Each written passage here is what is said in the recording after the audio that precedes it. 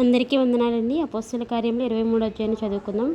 పౌలు మహాసభ వారిని తేరిచూచి, సహోదరులారా, నేను నేటి వరకు కేవలము మంచి మనస్సాక్షి గలవాడనై దేవుని ఎదుట నడుచుకుంటునని చెప్పాను. అందుకు ప్రధాన యాజకుడైన అననీయ అతని నోటి మీద కొట్టుడని దగ్గర నిల్చున్న వారికి ఆజ్ఞాపించగా, పౌలు అతనిని చూచి, సున్నము కొట్టిన గోడ, దేవుడు నిన్ను కొట్టును. నీవు ధర్మశాస్త్రము చొప్పున నన్ను విమర్శింప కూర్చుండి ధర్మశాస్త్రంకు విరోధంగా నన్ను కొట్టును ఆజ్ఞాపించుచున్నావా అనెను.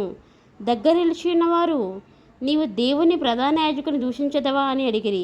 అందుకు పౌలు, సహోదరులారా, ఇతడు ప్రధాన యాజకుడని నాకు తెలియలేదు.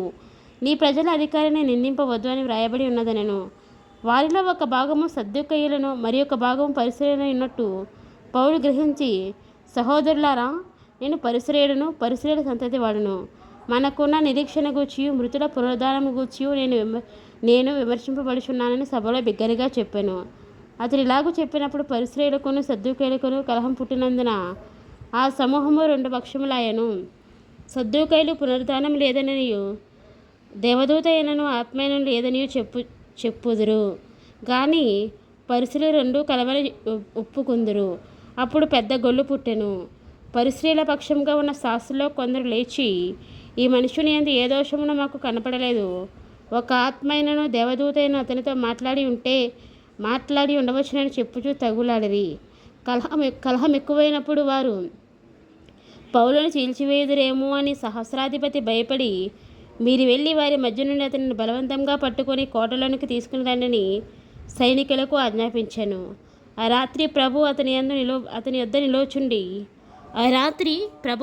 నిలుచుండి, ధైర్యంగా ఉండము, యెరూషలేములో నన్ను గూర్చి నీవెలాగూ సాక్ష్యం ఇచ్చితివో అలాగున రోమాలో కూడా సాక్ష్యం ఇవ్వవలసి ఉన్నదని చెప్పాను. ఉదయమైనప్పుడు యూదులు కట్టుకట్టి తాము పౌలును చంపు వరకు అన్నపానములు పుచ్చుకొనమని ఒట్టు పెట్టుకుని, ఈ కుట్రలో చేరిన వారు 40 మంది కంటే ఎక్కువ. వారు ప్రధాన యాజకుల యొద్దకును పెద్దల యొద్దకును వచ్చి, మేము పౌలును చంపు వరకు ఏమీ రుచి చూడమని గట్టిగా ఒట్టు పెట్టుకుని ఉన్నాము. కాబట్టి మీరు మహాసభతో కలిసి అతనిని గూర్చి మరి పూర్తిగా విచారించి తెలుసుకొనబోనట్టు అతనిని మీ యొద్దకు తీసుకుని రమ్మని సహస్రాధిపతితో మనవి చేయుడి. అతని దగ్గరకు రాకమునిపే మేము అతని చంపుటకు సిద్ధపడి ఉన్నామని చెప్పాడు. అతడు దగ్గరకు రాకమునిపే మేము అతని చంపుటకు సిద్ధపడి ఉన్నామని చెప్పిరి. అయితే పౌలు మేనలుడు వారు పొంచుచున్నారని విని వచ్చి కోటలో ప్రవేశించి పౌలుకు ఆ సంగతి తెలిపాను. అప్పుడు పౌలు శతాధిపతులను ఒకరిని తన యొద్దకు పిలిచి, ఈ చిన్నవారిని సహస్రాధిపతి యొద్దకు తోడుకొని పోము, ఇతడు అతనితో ఒక మాట చెప్పుకొనవలని నాడనను. శతాధిపతి సహస్రాధిపతి యొద్దకు అతని తోడుకొని పోయి, ఖైదీ అయిన పౌలు నన్ను పిలిచి, నీతో ఒక మాట చెప్పుకొనవలని ఉన్న ఈ పొడుచువారిని యొద్దకు తీసుకుని పొమ్మని నన్ను అడిగినని చెప్పాను.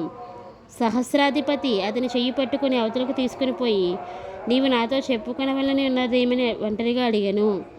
అందుకతడు, నీవు పౌలుని గురించి సంపూర్తిగా విచారింపబోనట్టు అతనిని రేపు మహాసభ యొద్దకు తీసుకుని రావాలని నిన్ను వేడుకొనుటకు యూదులు కట్టుకట్టి ఉన్నారు. వారి మాటకు నీవు సమ్మతింపవద్దు. వారిలో 40 మంది కంటే ఎక్కువ మనుషులు అతని కొరకు పొంచుచున్నారు. వారు అతని చంపు వరకు అన్నపానాలు పుచ్చుకొనమని ఒట్టు పెట్టుకొని ఉన్నారు. ఇప్పుడు నీ యొద్ద మాట తీసుకొనవలని కనిపెట్టుకుని సిద్ధంగా ఉన్నారని చెప్పాను.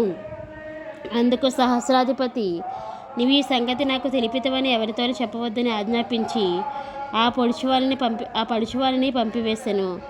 తరువాత అతడు శతాధిపతులలో 2 తన యొద్దకు పిలిచి, కైసరియాకు వెళ్ళుటకు 200 మంది సైనికులను, 70 మంది గుర్రపు రౌతులను, 200 మంది ఈటెల వారిని రాత్రి 9 గంటలకు సిద్ధపరిచి సౌలును ఎక్కించి అధిపతి అయిన ఫెలిక్సు వద్దకు భద్రంగా తీసుకుని పోవుటకు గుర్రములను సిద్ధపరచుడని చెప్పాను.